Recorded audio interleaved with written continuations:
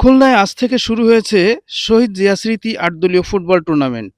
আর শুক্রবার বেলা ৩টায় খুলনার ফুলতলা উপজেলা শিরোমণি মাধ্যমিক বিদ্যালয়ের মাঠে শহীদ জিয়া স্মৃতি ৮ দলীয় ফুটবল টুর্নামেন্টের শুভ উদ্বোধন অনুষ্ঠিত হয়। উদ্বোধনী অনুষ্ঠানে প্রধান অতিথি হিসেবে উপস্থিত ছিলেন খানজাহান আলী থানা বিএনপি সভাপতি কাজী মিজানুর রহমান। উদ্বোধন করেন আটরা গিলাতলা ইউনিয়ন বিএনপি সভাপতি শেখ আব্দুস সালাম। আরও উপস্থিত ছিলেন জাহাঙ্গীর হোসেন খোকা, শেখ আনোয়ার হোসেন, যুবদল নেতা গাজী মনিরুল ইসলাম সহ আরও অনেকে।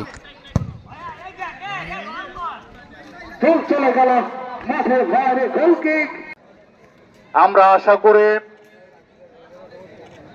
এই অঞ্চলের প্লেয়াররা তাদের নিজস্ব নৈপুণ্যে খেলে মানুষের মনকে জয় করবেন, মনোমুগ্ধকর পরিবেশে মনোমুগ্ধকর খেলা উপহার দেবেন, এটা আমাদের প্রত্যাশা। আমরা চাই আপনারা খেলে দেশের প্রতি অবদান রাখবেন এবং দেশের সুনাম অক্ষুণ্ণ রাখবেন।